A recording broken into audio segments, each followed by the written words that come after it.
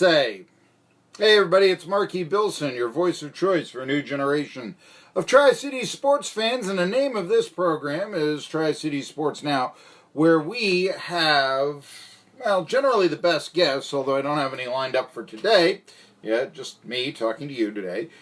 And it's not only the best guests, but it's the hardest hitting opinions. So today is going to be the opinion show in the market. I am the one that says what needs to be said. Just consider how milquetoast some of the other media members are around it. Never really saying anything. Retweeting things. That's the big thing to do now, is to retweet things. They're just... what other... And I mean, it's more exposure, don't get me wrong. But if I'm retweeting something, this might not be 100%, but if I'm doing that, or if I'm putting something on our 1420 WEMB Sports Radio Facebook page, now the most followed sports radio Facebook page in the Tri-Cities, well, I'm going to give you something. I mean, I'm going to, do something along the lines of, yes, ETSU hired a new golf coach. It was the worst secret in town. I gave it to you 4 months ago who the coach was going to be. Or, what I'm going to talk about now, which will be the Appalachian League or something. Wonderful day for the Appalachian League yesterday. But wouldn't you really rather have a AA team? Something like that. At least gets the people talking instead of goodness knows what. Anyway. So that's who I am. We do this every weekday, noon to 2, and if you can't listen to 1420 on your AM dial, because maybe you're out of range, for instance at night, our signal has 21 watts, gets into Irwin. That's it. So how do you listen to the Fox Sports Radio Network overnight? I'll tell you how. You go to jetbroadcasting.live. You click on, and you listen to Ben Maller or whoever is on overnight. And that's one of the ways to do it. Or, like our Facebook page, you can watch this show whenever you like. It's archived. It takes me a little bit of time to slug it, but all the shows have been slugged. So, enjoy the 1420 WEMB Tri-City Sports Now, and you can see, and just really go through the archives, and you'll say, wow, it's got the Appalachian League president here, and a SoCon commissioner there, and Ron Neckeye over there, and so on and so forth. Anyway, here we go. What's my favorite all-time TV show? You guys know this. It's the Dukes of Hazzard. I'm more Tennessee than you want to give me credit for being, folks, okay? Anyway. No, I loved it since the very first time I saw it. I was 7 years old. January 26, 1979. I still remember trying to hide from the babysitter and Haverford, PA, and on our 16-inch Sanyo TV station, TV, went out there, saw, and what was this? Leading with a car chase, I was in love, It was also set in the South, which was my grandparents lived in South Carolina, so that was really big for me, It was something I could kind of relate to. All right, there you go. But one of the old things, it was said in 2 Dukes episodes that were written by Guy Waldron. He wrote 4 Dukes episodes. I could actually tell you what they are, but that would be ridiculous. Anyway, but you can actually listen on YouTube to my interview with Guy Waldron. He even talks about how some of his writing was influenced by people in East Tennessee and such. He had a friend from Elizabethton, for instance. It's the plot of an entire episode. And so we did some things there, and it was about the Duke's relationship with NASCAR racing. It was something I did, and you can listen to it on YouTube. It's a couple of years old, but it's a pretty decent interview. Anyway, one of the expressions that Boss Hogg, yes, used to have on... I'm dressed like Boss Hogg. I've got mine on Facebook here. You see my white coat, my white, It's another thing. Guy Waldron told me where Boss Hogg's suit came from. It's a very Southern professional tradition, but we'll get to that in some other time when I'm out of things to say. And on the show, he used to say, if a man don't grow, he dies. Roscoe, if a man don't grow, he dies. If an area doesn't grow, it dies. we've fallen from the 92nd largest TV market to the 102nd. I've talked about this. I think one of the reasons why, we could be more cosmopolitan. And this area is becoming really boring. Where are the dance clubs? I mean, just even something like a dance club, a place where the youth can go out to where are they? So when I hear about Bristol and Kingsport potentially building new ballparks, okay, that's something I enjoy to do. I was at Elizabethton last night, okay? Or when I hear about the Elizabethton Twins getting more than $1 million to refurbish Joe O'Brien Field, and then they don't call it Joe O'Brien Field anymore, they take that off in the history. And you know what else they do? They take that money from the police department and the youth fields of Carter County, Elizabethton, as the case is. But they're one and the same. It's just the city money, Then I start to wonder, is it really a good idea for the 102nd largest TV market to have more professional baseball franchises than New York City proper? And that's true. And New York City, by the way, in addition to the Mets and the Yankees, they got the Brooklyn Cyclones and the Staten Island Yankees. Two minor league teams that play in the actual city limits. I'm not going to get into the Long Island Ducks or, suburban, wherever. And we're not going to get into that. But yeah, city of 7 million people. They got 4 major league franchises. Metropolitan area, less than 500,000 people. When I say metropolitan area, region, TV market, we got 5. Boy, we must really love baseball. Well, I'm not sure that's really the case. And that's why I say, look, Bristol, Kingsport, why don't you think about this for a second? Why don't you save the money?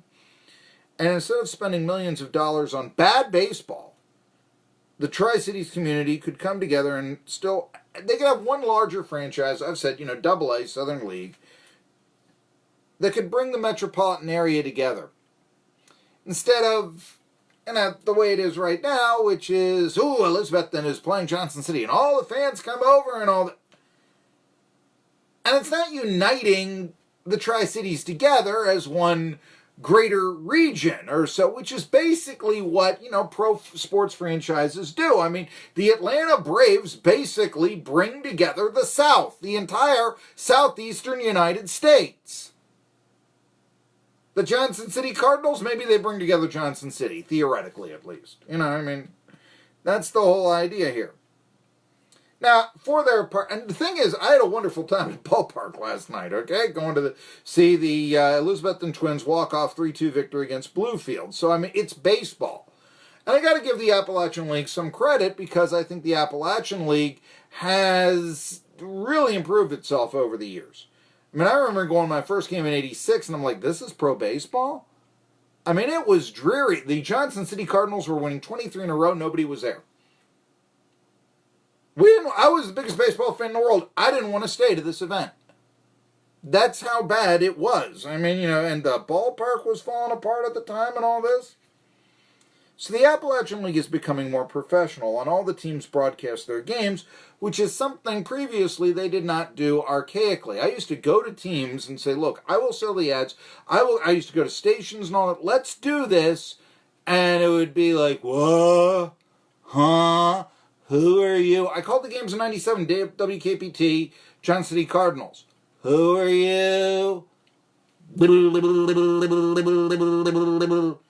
That's what I got. Now the games are all broadcast online, by and large. And for their part, the thing is, the announcers are not really paid that well. In fact, they're paid part-time salaries to work full-time for 3 months. The Twins brought in a guy from out of town, a college student, as a matter of fact. These are full-time employees who would market the clubs 12 months out of the year, which is sadly commonplace in minor league baseball. But the attendance is up, the facilities are improved, and the teams no longer are afterthoughts of the community's parks and recreations departments. These are all very good things about the Appalachian League. The problem is it's still rookie league baseball. Now, there is a disturbing trend, I believe, in the Tri-Cities to think small. Live in the past. Not grow. That's why we're not the 92nd largest TV market anymore. We're the 102nd. Give you an idea, ETSU, okay, it took them 35 years to figure out the mini dome wasn't where people wanted to go to see their sporting events anymore. So they then say, you know what, let's try and raise some funds for a new arena. No, they don't do that. Geez, there's always been this town and gown divide. Everybody says that ETSU and Johnson City, City of, aren't working together and all this. Why don't we play our games in Freedom Hall? And we'll put millions upon millions of dollars into Freedom Hall, which is an obsolete facility. There's no two ways around it. And I know it's got decent sight lines, but, so what? You can build a new arena with decent sight lines, okay? Moving the Bucks from... it's like putting money into Freedom Hall is like putting a new engine in an old car. That money would be better spent as seed money for a facility that could bring additional events to the area. Freedom Hall, until ETSU basketball has one event scheduled until the ETSU basketball season begins. You know what it is? A Jehovah's Witness convention, end of the month. That's it. And you get the idea that, concerts would come in. If you had more floor space, different seating arrangement, bigger seating capacity, all that sort of stuff. But no, let's put money into the old instead of try to stay contemporary. Now look what Science Hill did with a new football venue. I mean, Roosevelt Memorial Stadium was a dump. It was obsolete. It was for the Science Hill of 50 years ago that was on Science Hill, not at the Liberty Bell complex. Now that modern Kermit-Tipton Stadium was built, not only have the Hilltoppers become the vastly superior football program to perhaps every Region 1 team around, but you know what else? Except Greenville. Okay, Greenville, you got to give that up. Forgive me here. But they've hosted 2 years of ETSU football. They've got the Tri-Cities Otters. New arena, they go a long way in attracting better concerts, events, ECHO, indoor football maybe, and make ETSU a nationally ranked basketball program once again. The Appalachian League is kind of in that Freedom Hall tradition. We've always had it, so why change? Now that Boyd Sports is finally showing us how the pro sports team should be run. Problem is, it's still baseball where the starting pitcher is only allowed to go 75 pitches. It's still developing one utility infielder a year on every team, basically. And I know that you say, Joe Mauer played here, all that sort of stuff. The amount of Joe Mauers who play through here compared to what a Double-A team would do, it's night and day. Okay, it's still affiliated with teams a few around here root for, instead of an affiliation with a team that they do, like the Reds, the Braves, or I'm going to throw this out, a potential new team in Nashville or Charlotte. Still a league in where the major league franchises weight their teams differently, hence the Elizabethton Twins. Essentially a New York Penn League team playing second-tier rookie league level. Hey, why do they always win? Well, there's your answer. We had on Dan Michon yesterday. Didn't have a chance to meet him at the ballpark, I guess. But we had him on yesterday, and he was, he said, well, the Danville Braves also operated. Look at the previous decade who dominated the Appalachian League. Yeah. It's still a small enough minor league baseball league. Clubs really don't get the importance of media coverage. I mean, there's the famous story, and I've told it a million times, of trying to get last year number one draft choice of the St. Louis Cardinals, Nolan Gorman, because usually number one picks do not play in the Appalachian League. They do in Double-A baseball, but they don't in the Appalachian League. Last year was a big exception. You had India, you had Gorman, you had Baz a year off in the Pirates, and then what? He was traded to the Rays, I believe. And so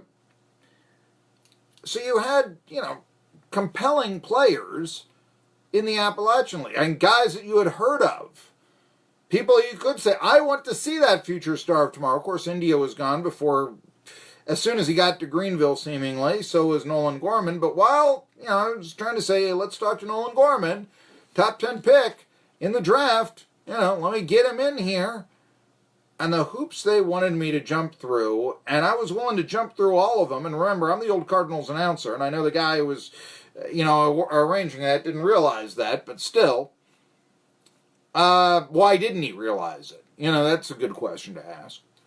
Because you don't treat, your family that way. And you don't treat anybody that way. And then finally asking me, okay, after you come to the ballpark on a Saturday, 5 hours before the ball game begins that you're credentialed to cover, a short interview with Nolan Gorman, we need to see the questions you're going to ask. That's journalistic sacrilege. I mean, I shouldn't have to tell you that it's journalistic sacrilege, but it is. And, I mean, also in other news, the sun is hot. And I'm not going to do that. And I wrote about it, and the powers that be got upset about it. Now, I'm upset at what you did to me. It was unethical. And you continued to be unethical by then saying at the Greenville Reds, you shouldn't come around here. And on top of that, say that I told somebody in the press box to shut up, which I never did.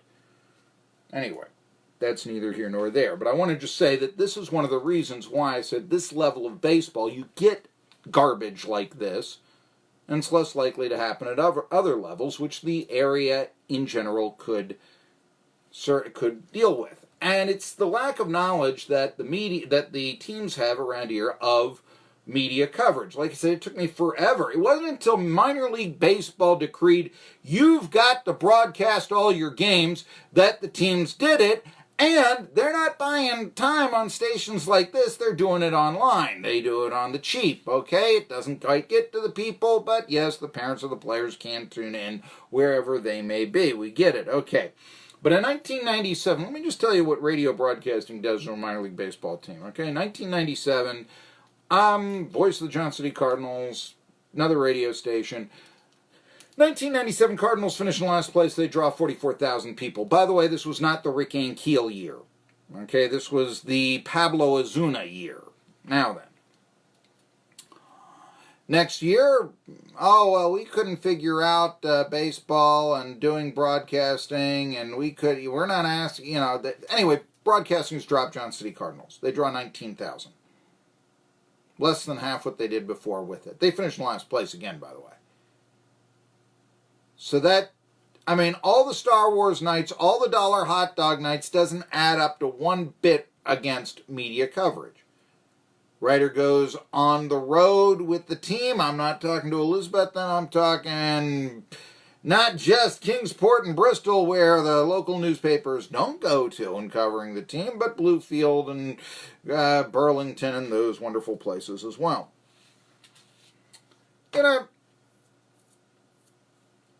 The one thing we were talking about yesterday is that you couldn't get information on who the players were going to be. That's pretty important.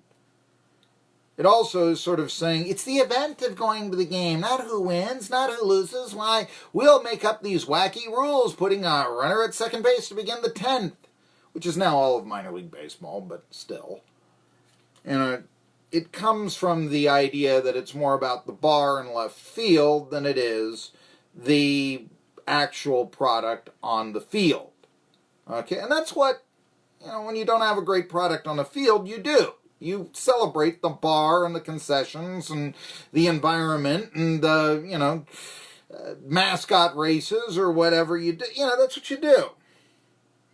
You don't say, come see the stars of tomorrow when you can't even give a roster on opening day of what your team is to the fans, which actually happened yesterday. The Appalachian League is still, as I said, every city for itself. Now, maybe that could be a unique appeal. I was even driving in and saying, you know what?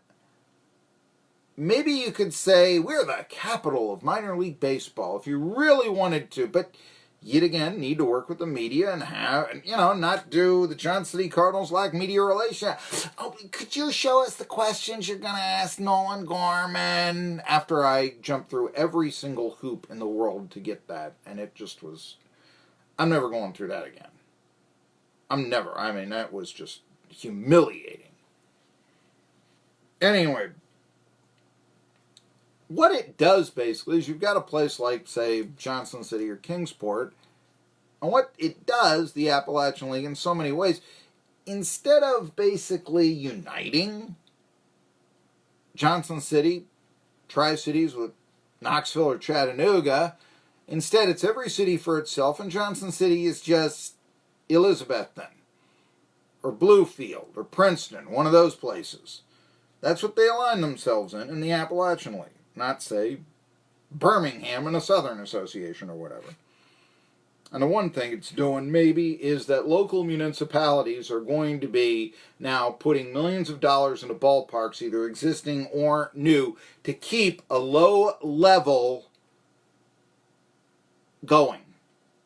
Instead of trying something new, instead of growing to A or AA baseball. Now, we've talked about this on the show. We've had the guests on. To go, if the Tri-Cities are ever going to, let's say, get a AA team, what would have to happen is that a major league organization would have to draft it. So, in other words, the Cincinnati Reds, realizing that Pensacola was ridiculously far away from Cincinnati, and Chattanooga isn't all that close either, although I could argue with what the roads go, you're just as good in Chattanooga as you are the Tri-Cities, but just go with me here. Okay, you don't like the ballpark or whatever, Chattanooga. I mean, they're not in Englefield anymore, but you get the idea. You go, and whatever, a Nashville team wants the Tri-Cities to be their minor league team. Okay, I'll just say that. They'd have to draft the area in minor league baseball, and they'd probably then maybe but that would be good marketing. I mean, that would be how Nashville would be the team around here, not the Braves or the Reds anymore. But if Kingsport or Bristol are ever going to build better ballparks, I'm just saying, don't do it to fit the rookie leagues. Do it to fit the AA leagues. And then the municipal leaders, how about going to a potential new team in Nashville, a potential new team in Charlotte? It's probably going to happen sooner or later. As well as, let's say, Braves and the Reds. And then, hey, I know. Why don't you think about the Tri-Cities? And then, instead of dying, the Tri-Cities can grow. Instead of every man for itself. Hey, I'm Marky Billson. I think out of the box. Did Tennessee think out of the box enough when they hired a new football coach? There's a story that's got a lot of people buzzing and buzzing and buzzing about. I'll talk about that and more as Tri-City Sports Now continues after this. 17, Tennessee had 1,200